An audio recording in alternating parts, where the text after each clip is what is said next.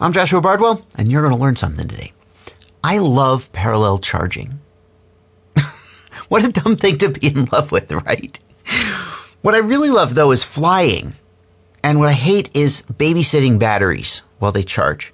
Parallel charging lets me take 10 packs from storage to ready to fly in under 20 minutes, and that's awesome. So the first licensed and branded product I ever made was a parallel charge board that had additional safety features, and you can go watch the review of my parallel charge board that I made when I first released it if you want to learn about why it's awesome.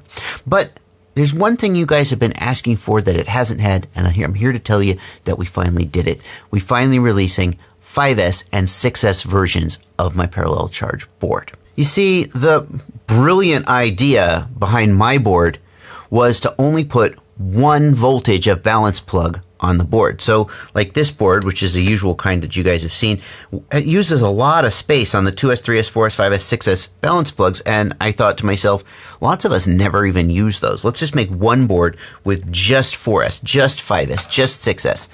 And number one, that gives us a lot more space. Now you can see this board has 10 packs, whereas the other boards typically have 4 to 6. So you can charge more batteries at once. And it adds a little bit of safety because if you plug your balance plugs in first, if you accidentally have picked up a 4-cell pack, you're going to notice when you're going to plug it in, and you're not going to plug it in. The other thing that I did in my board is I added polyfuses. These polyfuses here protect against excessive current flow. So some people would say, wait a minute, if I plug in the balance plugs first, then won't that equalization current be too high and damage things? And the answer to that is no. The polyfuses protect against that and restrict current flow to about 1 or 2 amps. So if you go plug your batteries in, the balance plug first, you're not going to damage anything.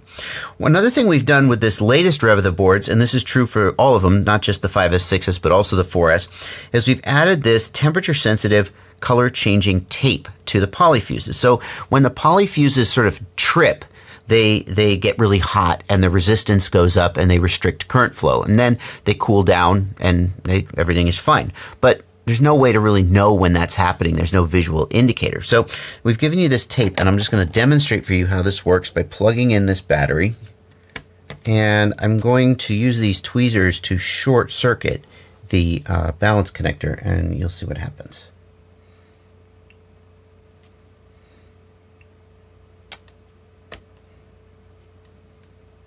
You see that?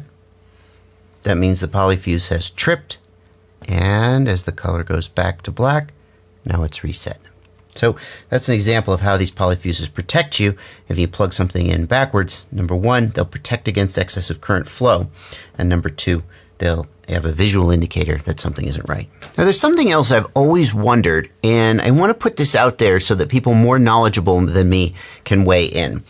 You see, the polyfuses protect against excess current flow. So if we take this pack, which is fully charged to 4.25 volts, it's overcharging a little bit. So we plug that in, and by the way, this is an older version of this is a V1, which doesn't have the tape on it, but anyway, don't let that bother you. So now this is 4.25 volts, and this pack is 3.8 volts. So this is at storage. Normally, if you plug these in to a parallel charge board, you will probably get some smoke, something dramatic will happen. But the polyfuses will protect against that. So we can demonstrate that using this clamp meter, that as I plug in this other pack, ready? And you can see that current is being clamped at about 2 amps, which is a safe current for, that's safe. That's not going to damage anything. It's not going to smoke these wires. Nothing is going to light on fire. Now, here's the thing I've always wondered. If you do that, if you take a bunch of packs at any voltage, fully charged, fully empty, and you plug them in, the polyfuses will open up and prevent excess current flow. And after a few hours, the packs will all be at the same voltage. Now, many people say that one of the problems with parallel charging is how do you can't plug the packs in unless they're at the same voltage, but unless you're very careful with your flying, you're going to finish the day and some of the packs will be unsafe to plug in. How do you get them to the same voltage? And doesn't that just defeat the whole advantage of parallel charging if you then have to manage the voltage carefully? It seems to me like you could take a whole bunch of batteries, all 4 cells, at any state of charge, fully charged, empty, plug the balance plugs only into this board.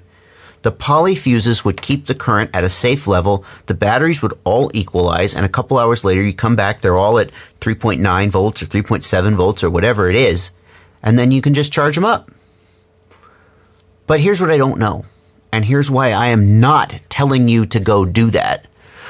What happens to the poly fuses if you just repeatedly leave them in the open condition, in the tripped state, for an extended period of time? Do they fail eventually? And when they fail, what happens? If you are an expert on this topic and you know the answer, please weigh in the comments and tell me, because if it were the case that that's one of the biggest problems to solve in parallel charging, is how to equalize the voltage of all your batteries so you can safely parallel charge. And I'm wondering if I've just kind of accidentally solved that problem. If so, that would be an awesome thing to know and to advertise. But for now, that is not officially a safe thing to do until we can verify it. And yeah, there you go. That's going to do it for this video about new 5S and 6S parallel charging boards with indicator tape that changes color when they're tripped. You can buy them from a whole bunch of places, including Ready Made RC, who is my partner in developing these. Thanks to them for helping me develop them. And thanks to you guys for suggesting them. We are working on more. We still have a gap in the XT30 dimension and in the 2S, 3S, the micro. So we're still thinking about ways to do that and working on that. But for now, this is what we got. Links in the video description. Thanks for watching. Happy flying.